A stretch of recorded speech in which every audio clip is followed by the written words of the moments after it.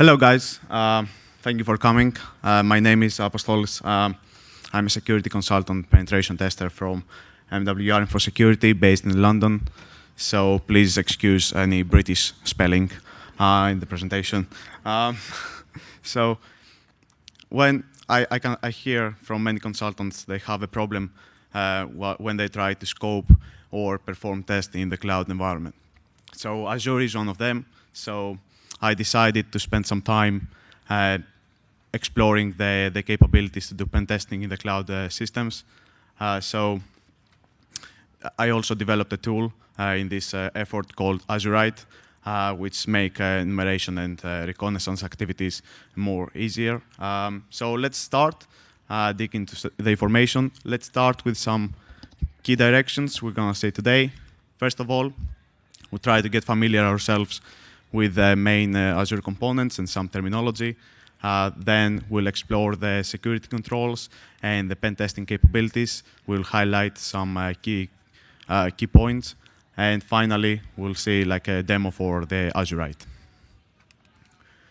Some quick hands, although I cannot really see with the lights. How many of you have used like Amazon AWS? Okay, I can see like 4 from here. So how many of you have used the Azure services? Okay, probably the same, are you? And finally, just to cover all the audience, how many of you believe that the cloud is just something you hear in the Weather Channel? I have no one. Okay, that's good. So this is like a graph. It's from a survey performed from RightScale earlier this year, and it represents how many IT people will use the services, the public cloud services in 2016. I believe it represents that, our distribution here. So starting with some cloud services, some cloud computing challenges that the organization face. So about security. The organizations are concerned if there are the right security controls in place to make sure that the environment is properly secured. Also about compliance. Customers have handled payment data, they can handle PII data, and they want to be compliant with the PCI standards maybe. And then we have seen many incidents the last few years about agencies that get access to our traffic and get our data. So there are some trust and privacy concerns. And finally, like governance. Do we have the right controls in place to control and monitor our data and make sure that security is applied properly? So probably this is a diagram you're familiar with. In the white color, you can see the responsibilities for the tenants, and in green color, the mint color, you can see what the cloud provider manages and maintains. In this case, we have Azure. So in this example, for example, we have on premises, the tenant has all the responsibility for maintenance and patching. And on the other hand, in the service model, like software as a service, you have like Salesforce or Office 365, where the tenant says, look, says to the cloud provider, look, take all the responsibility, I just want to use the application. So just to get familiar with some terminology in the Azure environment, starting with a subscription. The subscription is our main container. First of all, the container that we have all our services, like virtual machines, databases, storage, and web applications, among others. And also it's the container, the billing container, where the Azure services, the Azure charges for the usage. There are 2 main deployment models at the moment. The classic one, which is the oldest one, and it's based on cloud services. Cloud services, imagine like a group of your resources, like virtual networks, virtual machines. And the main problem with them is that you cannot manage the resources centralized. You only can manage them individually. So Microsoft and Azure is currently in transition they're moving to the resource manager model, where you have more centralized management, you have some enhanced security controls, and yeah, overall is a better approach, and this is what Microsoft suggests for new deployments. Then you have the regions. So the cloud is a vague notion. So the data in the systems need to be located in somewhere. So regions are the places, the locations where the Microsoft data centers are. Templates is another feature for Azure. It's the way to automate your deployments, so you can script deployments, default configurations, and deploy them as you will. And finally, extensions. It's a feature that allows you to extend the functionality of your systems, like virtual machines with anti-malware devices, anti-malware services. Now, how can we manage the services in the Azure environment? So we have access controls for access paths for all the users, like web access. You have 2 portals to manage the services. Then you have programmatic APIs, where you can develop your own applications. Command line tools for super users, PowerShell, and the client tools for Linux and OS X users. And finally, traditional clients like RDP and SSH. This is the Azure portal. As we said earlier, this is like a web portal available on, you can access resource manager model deployments and classic model deployments. We will focus on the resource manager, as this is the latest one. We will see some screenshots from this portal. Basically, don't access it through Internet Explorer, it's rather slow. Try Chrome or something else.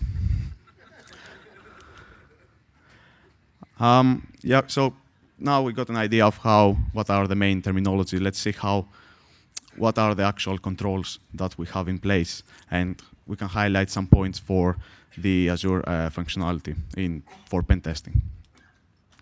So Azure gives you like various security controls that you can deploy for various layers of your within your network, starting from your perimeter, deep down to your deployment, to the individual endpoints.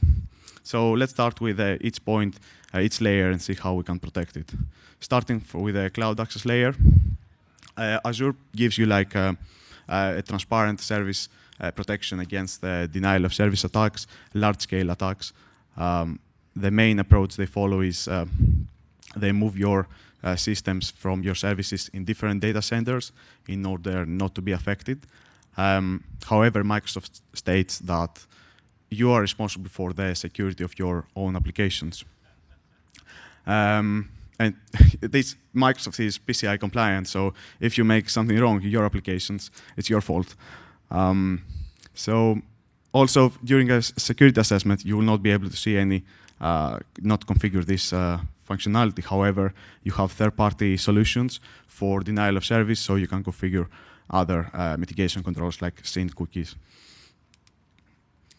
Going further into the network, virtual networks is the main building block for networking, and it's the main isolation block where you can segregate the various components. So, for example, if you have services in one virtual network, they cannot access other virtual networks without a direct connection, explicit connection. They can contain subnets and gateway subnets. Gateway subnets is a special type of subnets that provide gateway services. You can perform normal pen testing activities, for example, discovering the subnets. You can do ARP scanning. However, you cannot ping other systems in the same virtual network, although you can access them properly with the clients. So how can we access the, we said they are isolated, but how can we access the environments? So if the client exposed services like SSH or RDP on the internet, then although this is like a bad practice, we need to raise it because if it's configured badly, then it can increase the attack surface. We can just use normal clients. Although Azure by default, they use a self-signed certificate for RDP connections. So make sure that this is configured properly. The safer way, the best approach is to use a VPN connection. It's a virtual private network, and to connect. So let's see some more details about these configurations. Starting with the point to site, this is a normal configuration where you connect a client to the network. You need to have configured a gateway subnet, and then you connect the remote client. You can have multiple remote clients, and you connect it directly to your virtual network in order to access all the services. One point I would like to highlight here for scoping requirements, when before you go to the assessment, ask for the VPN package. So this is like the client you would like to have in order to configure your adapter in your interface in your system in order to connect. And also ask for a client certificate from the tenant. This is like the certificate they will generate and will provide it to you for authentication. There are two different ways for classic model and resource manager model to get the package. So just I highlight it here for convenience. Site to site is another way to connect the virtual networks. So you can have various types of connectivity you can face in an assessment. You can have either cloud only, where the virtual networks are located in the cloud, or you can have hybrid connectivity between on-premises systems, like the normal systems of the client, the corporate network, and connect it to the cloud. In the first case, you need to configure VPN gateways in both virtual networks, and you can connect on it using like a point-to-site connection. If the connection is bidirectional between the two VPN gateways, then you can access all the systems. In the other case, where it's like on-premises to the cloud, you can be either on-site to the client, and the routing will be automatically, you can access the cloud. There is express route as well as a third option for hybrid connections, where it's a dedicated channel, either through a cloud exchange provider or through a fiber optic using a network service provider. However, I haven't poked with it a lot. This is a good research project. When you configure a VNet to VNet connection, you can find out the pre-shared key is used for authentication and encryption, and it's providing clear text in the Azure portal. So make sure that they actually enforce a strong password for it. We saw the security in the communication between the virtual networks. How can we secure the other services? Like, we're focusing on the web apps. This is like the platform as a service version of web apps. You can have normal SSL configuration, SSL certificates, either IP-based or hostname-based. Azure provides native support with extensions for Let's Encrypt certificate authority, so there's no excuse if the client don't want to use HTTPS.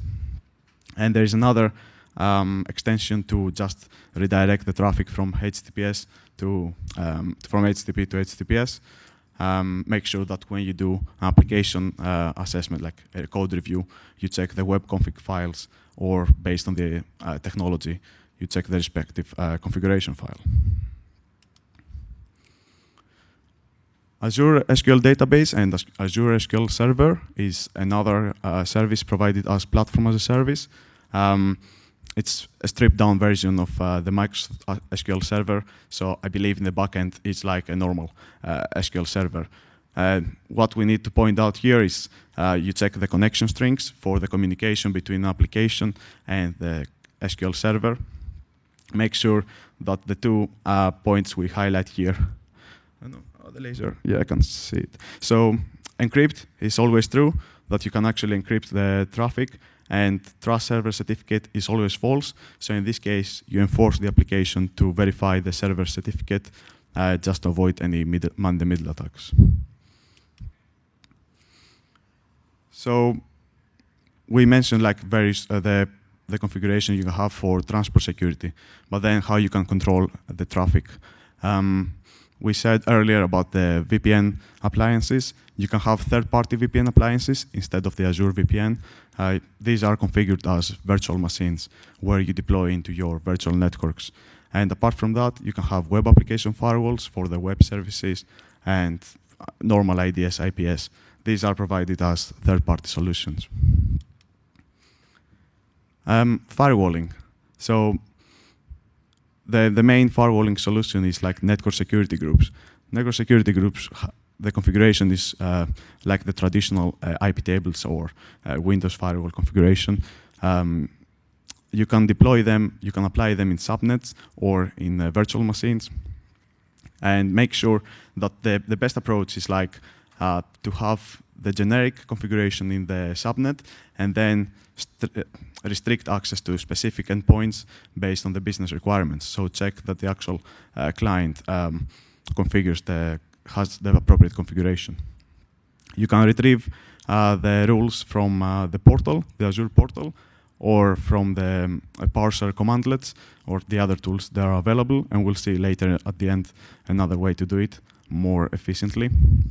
By default, when they are created, there are some default rules which allow traffic between the Azure services. However, these are assigned the lowest priority. You cannot delete, you cannot customize them. Just leave them there and configure yours with the highest priorities. These rules allow ICMP traffic. However, your configuration can only configure TCP and UDP traffic. Another control for access for traffic, controlling the traffic is access control list. It's more limited functionality. You can only allow or deny access to a specific service in the VM. So because the NSGs, the network security groups, allow for better configuration, it's suggested solution instead of this. We mentioned that some third-party appliances. So by default, the routing within the virtual networks and between the subnets is performed automatically with system routes. However, when you define your own virtual machines for security configuration, you need to have to deploy your own routes, to define your own routes. And this comes in play. Here comes in play the user-defined routing, where you need to specify the next hop. So when you do it, make sure that, because the traffic is only allowed to be routed from one subnet to another subnet, make sure that the client actually deploy a proper configuration and they don't just use the system, the default routes.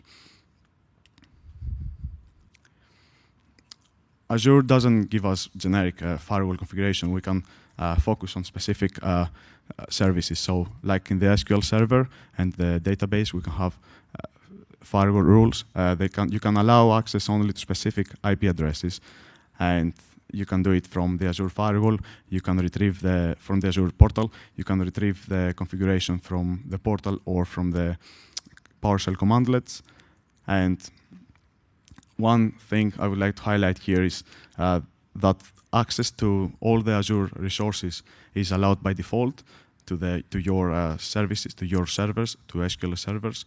So make sure that this configuration is off, because apart from your own Azure services, any malicious tenant can also access your servers. So restrict access only to your authorized IP ranges.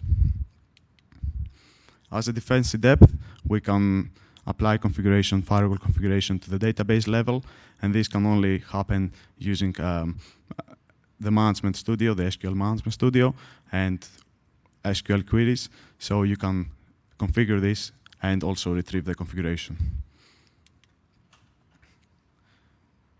Apart from controlling the traffic in the Azure, there is some legitimate Azure traffic that we'd like to allow in order the services to communicate, retrieve the health, communicate, for example, for requests like DHCP or DNS.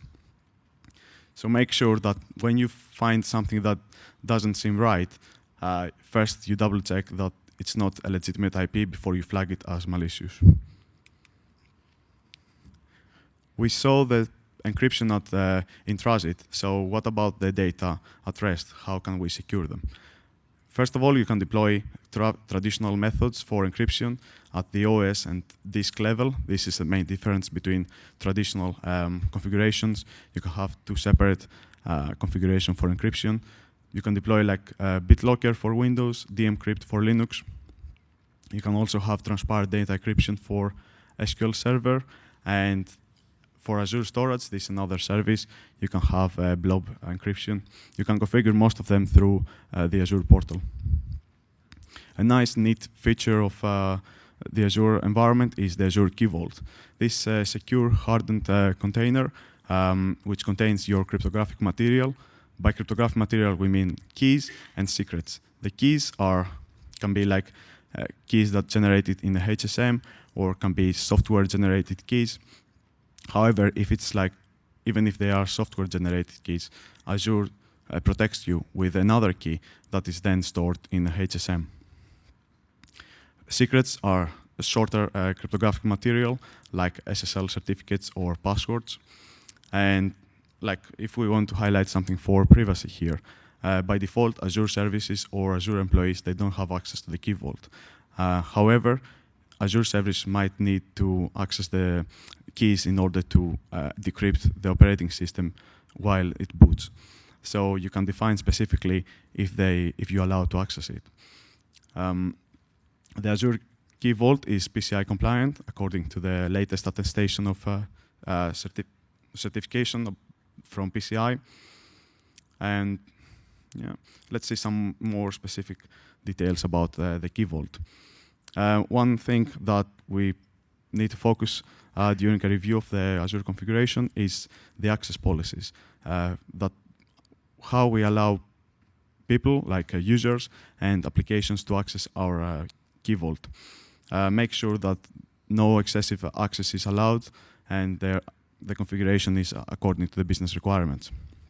You can also see you can retrieve this configuration only through PowerShell commandlets.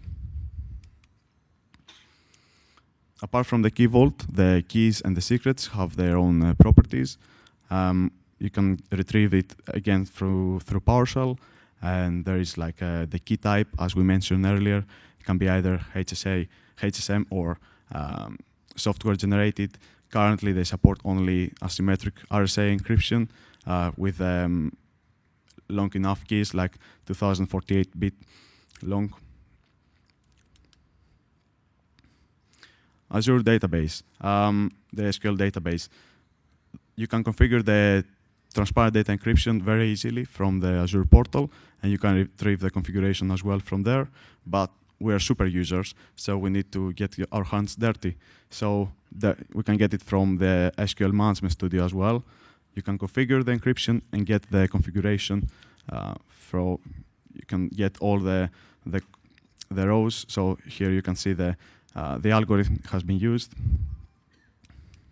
These are not keys that are stored in the Azure Key Vault for the transparent data encryption, by the way. Some clients, some organizations have requirements to mask their data for like PII or PAN data. Azure gives you this ability to specify like rules.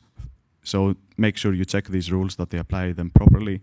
And also you can see which users have been excluded from this list, so they can view the data without masking.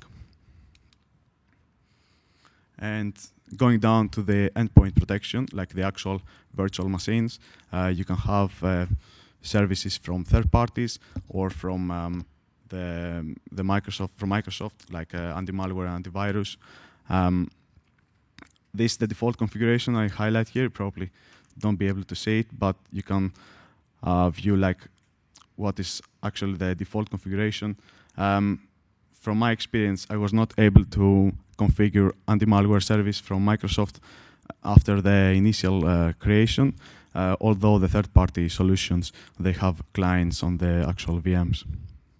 You can view it here in the portal, or you can use PowerShell commandlets to retrieve the configuration.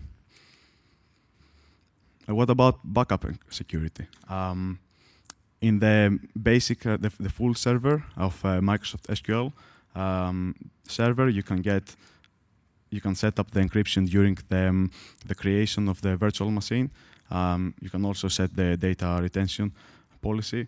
And as we said, in the Azure SQL database, when you define the transparent data encryption, all the data from your data to the log files and to the backup files are also encrypted. However, when you export the database from the Azure portal, this is not encrypted, so make sure that the client stores it in a secure container or somewhere securely. We saw the various security controls throughout the layers in the network, starting from the perimeter down to the endpoints. What about the user access controls? In the classic model, you had the two main users administrator roles. One was for the service administrator, and the other one's the co-administrators, which were able to administer the services. In the newest resource manager model, you have the role-based access control, where you have more granular configuration of the network, of the access policy. We will see some more details about it in a little bit. Azure Active Directory is a special version of Active Directory available in Azure, and you can configure groups and users as you could do in a normal Active Directory in a Windows domain on your premises. There is also capability for third-party single sign-on for authorization and authentication, like Facebook and Google. Last but not least, you have multi-factor authentication using text message or phone calls or message verification codes. Make sure that the client actually uses this for the Azure management portals and the Azure portal, so to ensure that your management interface is encrypted, is protected properly.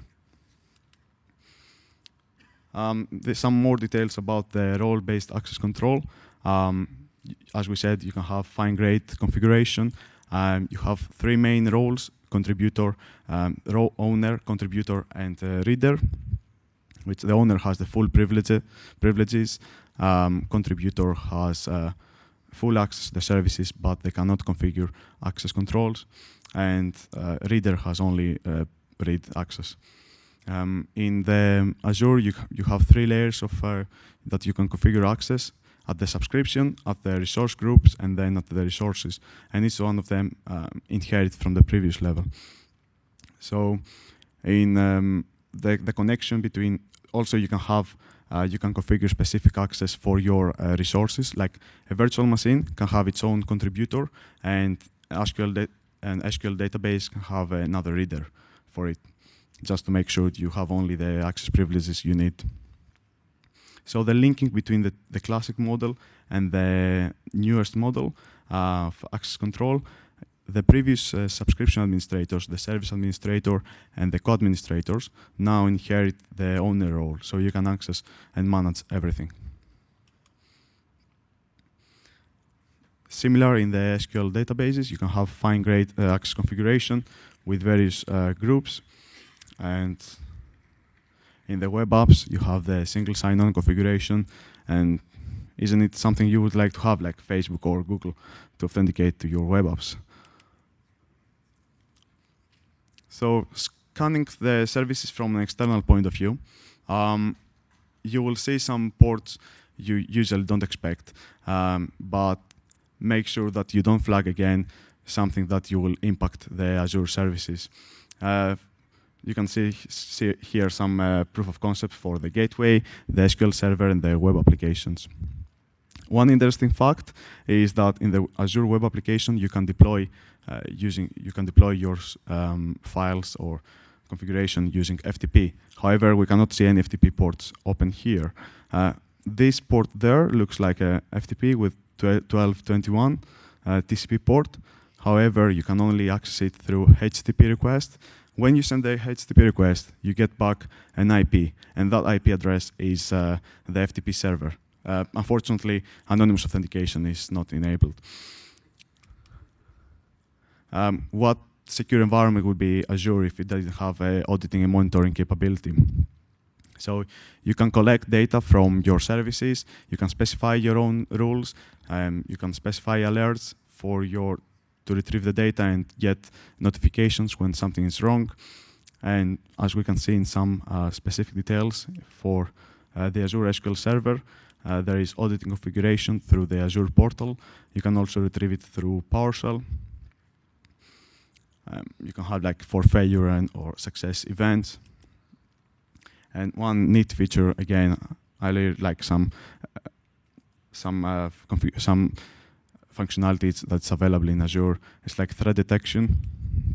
So you can configure in the same section in the settings panel. You can configure detection for SQL vulnerabilities, and this is something I would like to have in my configuration.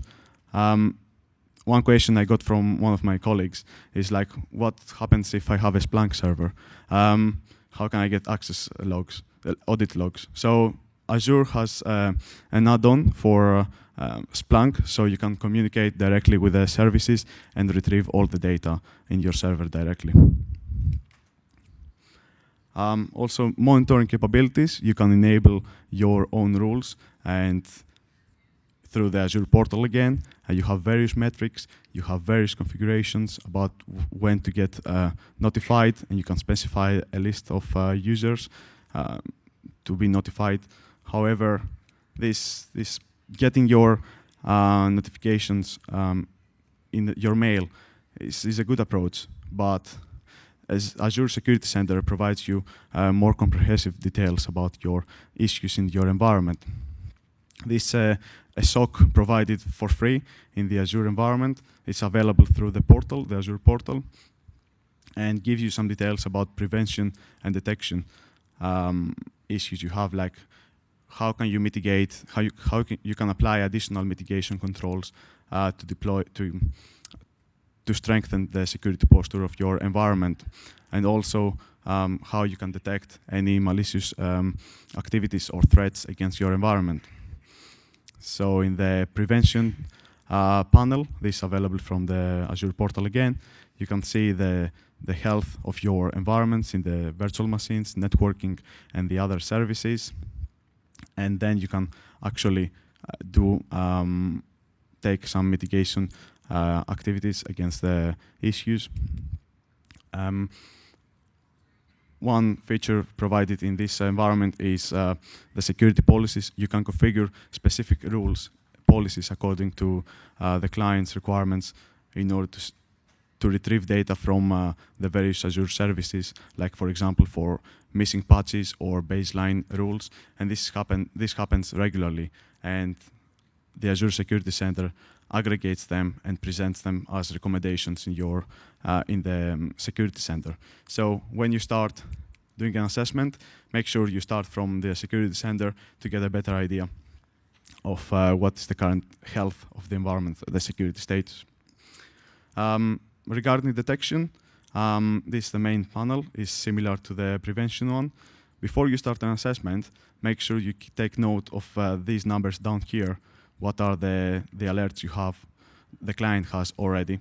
So in case you generate additional alerts, to exclude them in the end. And some of the very, very nice features from this environment is you can get detailed and verbose information for any issues that happen. Like here, you have the RDP brute force, so you can get how many users were found successfully or not. And also I tried running ACAR in one virtual machine with Microsoft anti-malware installed, and the service was, the security center retrieved the details and presented here what's the actual file, what are the actions that was taken.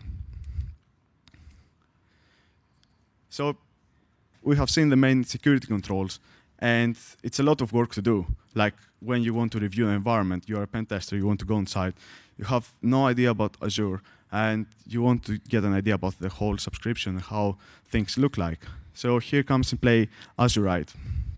So in Azurite, you have, and also you can see here, this is the only word spelled with Z. Yeah, it's a favor for you. So starting with the main component. This is like the Azure Explorer. So this is basically a tool written in using the Azure PowerShell commandlets, and it can retrieve the configuration from all the systems we have seen so far, starting like with virtual machines, your virtual network configuration, your subnets, your key vaults, web applications. So all the information we have seen so far, you can retrieve them in a structured format. Because for me, it was like very slow going through all the systems one by one and trying to retrieve the configuration and see what is the various IPs, what are the connections between the systems, and what is the configuration, for example, for the encryption configuration for a virtual machine. So I was trying to find a better way to do it. So an auditor or a penetration tester that wants to have a better idea of the environment, they can do it like passively and retrieve the data offsite. So you just need the details. You just need credentials for the subscription.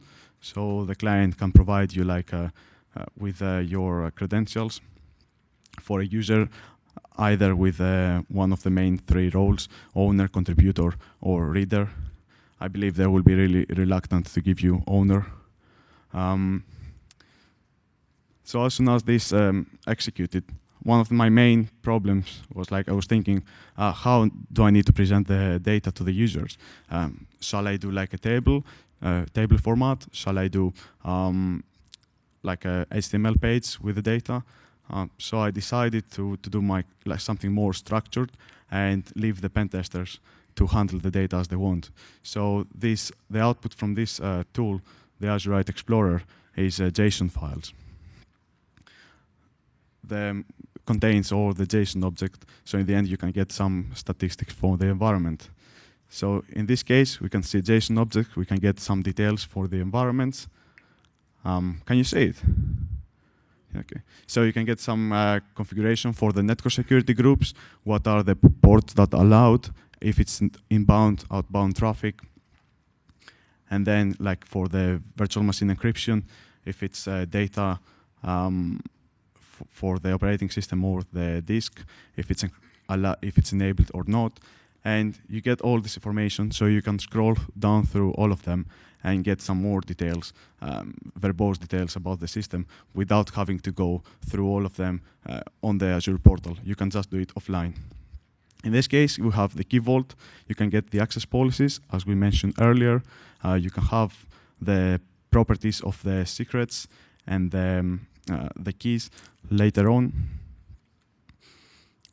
So as soon as I got this output from the Azure environment, I thought that I have to do something else. Like, okay, you can get the JSON object, but what is something else I can do to present it more like comprehensive and get some idea about the environment? This is good, but it's just text files. I'm tired of text files. So here comes the visualizer, Azure Visualizer. So in this case, I get the JSON object. I convert it to another JSON object. However, this JSON object shows me the connections between the various systems in the subnet. So when I import it, create an HTML file, you can get an output in a graph format, and you can get information about the various associations between the systems in a tree structure from the virtual network to the subnet down to the VMs. You can get details about the weak ACLs, the network security groups. So for example, in this case, we have a subnet with a weak ACL.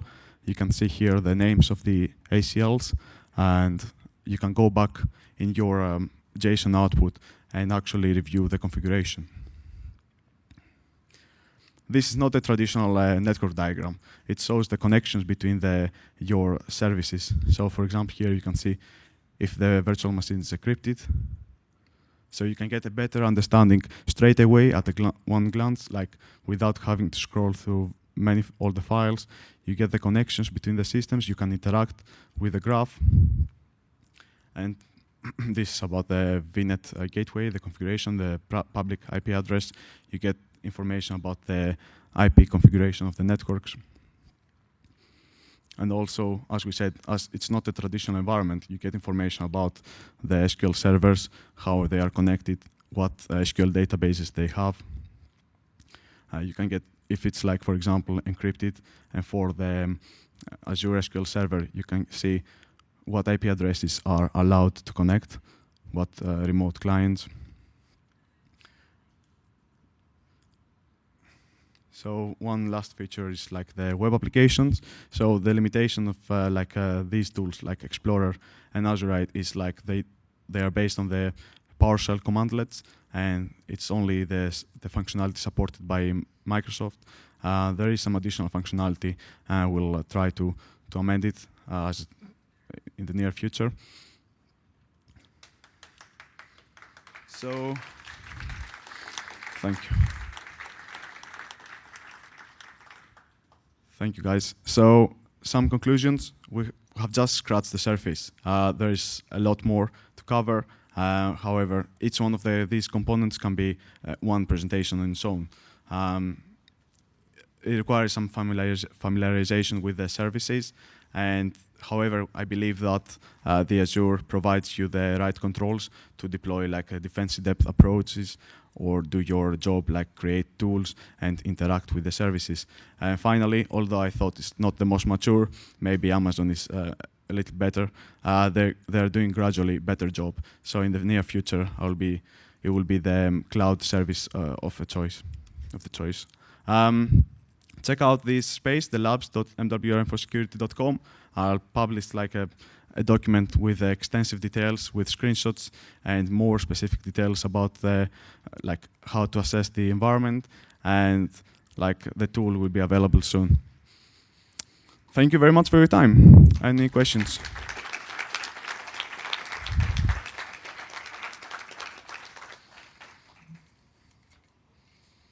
Does your visualizer give me any ability to demonstrate to someone maybe that least privilege is being enforced, or some kind of separation of duties, or, you know, this guy can't see that, that's masked, these people in this group are not there? Do you approach any of that stuff? No, at the moment I only approach the configuration of the systems. However, you can get some information about the systems, but it can be like a separate component. It cannot be associated with the virtual machines. Right, but you were talking through, I'm deliberately mentioning some of the features that you said were part of the security controls that you got from Azure. Yeah. So that's what I was getting at. Can you visualize some of those other Azure features? Yeah, you probably can, because most of them you can retrieve through either the APIs or the PowerShell. So you can retrieve the user access control rules, and you might not be able to have it in the same graph with the systems, but you might have another graph with the user access controls. Yeah. Oh, it's really cool. Thank you very much. Yeah, I just have Yeah, of course. I just have a quick question for you. Yeah. How much have you seen in terms of like speed up of completion of engagements from creating your own tools? Like, has it been a force multiplier? Have you been able to cut down on manpower? Things like that. So in the Azure environment, I haven't done any more advanced security like testing, like using Empire or any. But it's like a traditional environment. So you most probably can apply attacks. I'm not sure about Empire. So what I would like to do next is focus more on the Windows domain, the Azure subscription, and how the Azure Active Directory, and how you combine it with the on-premises Active Directory. For example, in a red teaming assessment, what can I do? What information can I retrieve? Are the normal PowerShell tools effective? So yeah, this is definitely something to look in the future. Yeah, of course. And of course, feel free to do it. Cool. Thank you again, guys.